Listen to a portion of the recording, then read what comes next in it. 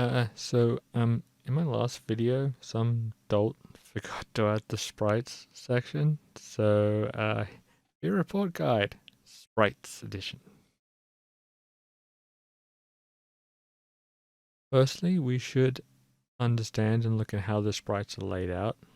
Also, this is an early version, so it is subject to change. We have 2 bytes for the address, 2 bytes for the X, 2 bytes for the Y, and 2 bytes for sundry, giving us 8 bytes per sprite, of which we have 128, or 1K.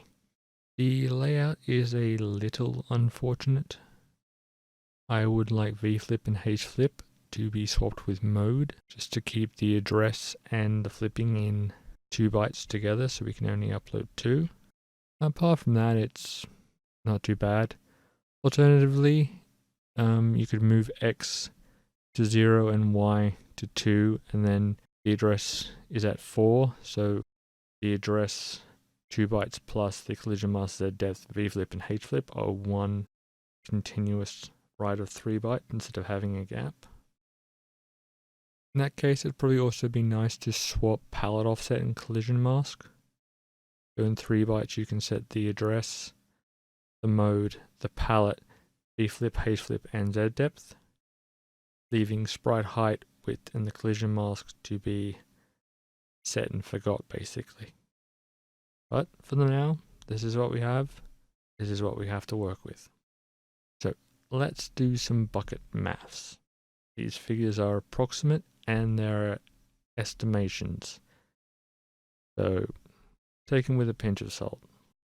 The C64 NTSC frame is 17,095 clocks, to which we run at about 8 times faster, so that gives us about 136,760 clocks per frame. We should note the C64 V-blank is longer than a VGA V-blank. The C64 line is 65 clocks. Times it by 8.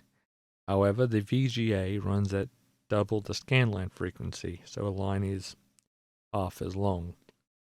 If we divide by 2, that gives us about 260 clocks per line.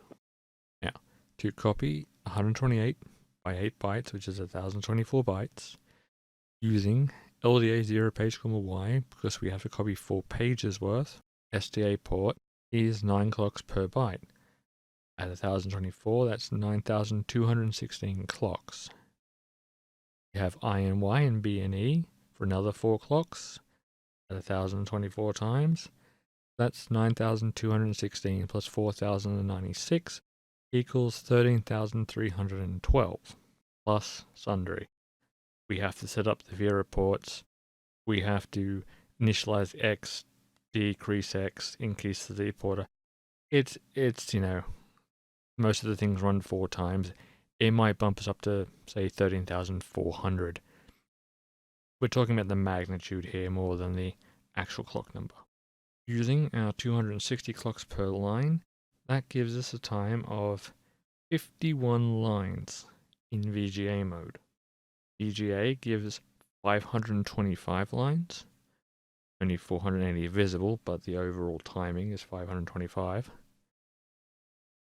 That's about 1/10 of the frame. Blanking period for standard VGA is 45 lines. So you can't upload all 128 sprites with the full 8 bytes of a sprite in VBlank, let alone do anything else like plot a column, adjust scroll registers, anything else you might need to get done at VBlank period. That's a problem. The solution is I'm going to assume that your in RAM, as in CPU RAM, struct is outlaid like this.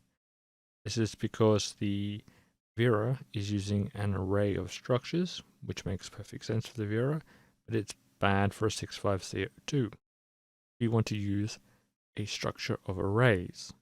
So we have 128 X lows, 128 X highs, 128 Y lows, 128 Y highs, 128 address lows, 128 address highs, and 128 flips. For this, I'm assuming that palette is going to be sprite lifetime. But once initialized, you're not going to be changing it frame to frame very often, if at all. Typically in the past, this is how things have been done in projects I've worked on. You have the player palette, enemy palettes, hard palette, pickup palette, background palette, etc.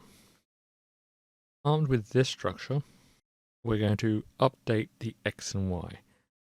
This is for an action game. In an action game, I would expect every frame, most of your sprites are going to be moving to the point that it makes sense to just rip through all of them than try and do the random jump arounds.